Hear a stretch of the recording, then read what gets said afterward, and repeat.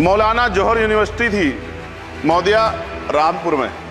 आप शिक्षा की बात करते, जो शिक्षा को बढ़ावा दिया आजम साहब, आप देखिए राजनीतिक कारणों से जेलें बंद कर दी हैं और किस तरह का उनके साथ में अत्याचार हो रहा है। मैं मांग करता हूँ राजनीतिक कारण छोड़ के उस यूनिवर्सिटी को बंद करने का लक्ष्य सरकार का ये गलत है। इस तरह से आप नहीं रोक सकते हैं कि सभी नेताओं के, सभी कर्मचारियों के और जितने भी सरकारी लाभ लेते हैं सबके बच्चों को सरकारी स्कूल में पढ़ाया जाए। प्राइवेट में नहीं घुस सकते हम लोग। बाबा साहब अम्बेडकर को मैं याद करता हूँ आज, महाराज ज्योतिबा फूले और माँ सावित्रीबाई फूले को याद करता हूँ मैं आज। माननीय सदस्य चंद्रशेखर जी। धन्यवाद सभापति महोदया, आपने मुझे बजट में शिक्षा के अनुदान पे बोलने का मौका दिया, इसके लिए मैं आपका आभारी हूँ। अच्छी बात यह है कि शिक्षा मंत्री जी भी यहाँ मौजूद है, क्योंकि जवाब तो उन्हें देना है। महोदया, शिक्षा का बाजारीकरण रोका जाए, सरकारी शिक्षण संस्थानों में विधिवत उच्च शिक्षा की व्यवस्था की जाए, एक क्लास एक सिलेबस होना चाहिए, समान शिक्षा पॉलिसी लागू होनी चाहिए। लेकिन सरकार ने तो एजुकेशन का बजट ही कम कर दिया है। जब पढ़ेगा नहीं भारत तो आगे कैसे बढ़ेगा भारत। SC ST OBC के छात्रों के बजट में कटौती की गई है, उसे बढ़ाया जाए, नए छात्रावास बनाए जाए और छात्र संघ चुनाव जो है राजस्थान और उत्तर प्रदेश के छात्रों की मांग है। मैं यूपी से आता हूँ, छात्र राजनीति से आया, हनुमान बेनीवाल जी छात्र राजनीति से आए हैं। हमारी ये मांग है कि छात्र संघ चुनाव बहाल कराए जाएं, जिससे कि गरीब किसान का बेटा भी नेता बन पाए, अपने हकों के लिए लड़ पाए। SC ST के उच्च शिक्षा के लिए विदेशों में पढ़ने की व्यवस्था कराई जाए, जिसका अभी आंकड़ा बहुत कम है। साथ साथ मेरे लोकसभा क्षेत्र नैटौर में और नजीबाबाद में गवर्नमेंट डिग्री कॉलेज बनाया जाए, सहारनपुर में डिग्री कॉलेज बनाया, भागोवाला में कन्या इंटर कॉलेज बनाया जाए, उसकी जरूरत है। नगीना लोकसभा क्षेत्र के में नए कॉलेजों विश्वविद्यालयों की स्थापना की जाए, साथ ही IIT और IIM की स्थापना की जाए। IIM में आरक्षण की व्यवस्था लागू करा जाए। हमारे साथी कह रहे थे करवानी चाहिए इनको, इनकी इच्छा है और होनी भी चाहिए।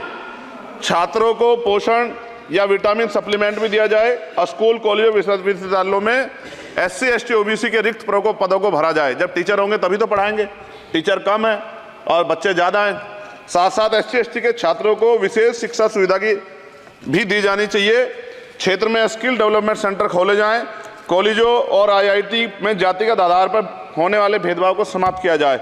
बहुत बच्चों की जान चली गई, सब ब्रिलियंट थे, लेकिन इस पर कोई काम नहीं हो रहा है। हमारे क्षेत्र में नवोदय विद्यालय स्कूल, केंद्रीय विश्वविद्यालय, नेशनल बाल भवन, मिलिट्री स्कूल और सैनिक स्कूल की स्थापना हमारे क्षेत्र में, ग्रामीण क्षेत्र है वो, हमारे क्षेत्र में टीचर ट्रेनिंग सेंटर खोले जाएं, जिससे शिक्षकों की कमी दूर और बेरोजगारी भी घटेगी। अत्याधुनिक एवं सुरक्षात्मक बालिकाओं एवं महिलाओं के लिए हॉस्टल उपलब्ध कराए जाएं। IIT जैसे शिक्षण संस्थानों में SC ST OBC अल्पसंख्यक छात्रों के लिए पढ़ाई पीछे विशेष सुविधा प्रदान की है, जैसे उच्च शिक्षा जो है वो ले पाएं। कक्षा 1 से 12 तक के छात्रों के नया पाठ्यक्रम शुरू किया जाए, जिसमें संविधान की प्रस्तावना को उल्लेखित मूल अधिकारों की शिक्षा दी जाए। देश में लोग जानते ही नहीं कि उनके अधिकार क्या और कर्तव्य क्या, क्योंकि संविधान पढ़ाया नहीं जाता। स्कूल में जाति सांप्रदायिकता और छुआछूत समाप्त करने के लिए विभिन्न गतिविधियों के माध्यम से शिक्षा दी जाए और खेलों को बढ़ावा दिया जाए, क्योंकि ग्रामीण क्षेत्रों में ग्राउंड ही नहीं है, स्कूल में स्पोर्ट टीचर ही नहीं होता है, तो उनका शारीरिक विकास होगा। मिड डे मील में भोजन गुणवत्ता में सुधार किया जाए, क्योंकि दूषित मिड डे मील खाने से बच्चे बीमार हो रहे हैं, अक्सर अखबार में खबरें आती हैं। हमारे साथी नागौर सांसद हनुमान बेनीवाल जी कह भी रहे थे, इनकी भी मांग को माना जाए। जिन लोगों ने घोटाला किया उन पर जो है जांच हो, उन पर मुकदमा हो। राज्य में शिक्षा का अधिकार अधिनियम 2002 के तहत 6 से 14 साल के बच्चों को निःशुल्क शिक्षा दी जाए और उसका पालन सख्ती से कराया जाए। जो इस संस्थान के अधिनियम का पालन नहीं करते उनकी वित्तीय सहायता रोकी जाए। शिक्षण संस्थानों में कार्यरत SC ST OBC के शिक्षकों को होने वाले जातिवाद को रोका जाए। बाल छात्राओं और महिलाओं के लिए कौशल विकास केंद्र और खोले जाएं। घुमंती जातियों के बच्चों के लिए मोबाइल स्कूल चलाए जाएं। छात्राओं के लिए आत्मरक्षा और खेल की विशेष सुविधा उपलब्ध कराई जाए। और महोदया, SPQEM योजना को पुनः आरंभ किया जाए।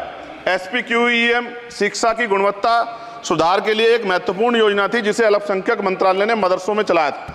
इस योजना के अंतर्गत NIOS के माध्यम से मदरसे में बच्चों को मुफ्त हाई स्कूल में इंटरमीडिएट की पढ़ाई करवाना का प्रावधान था।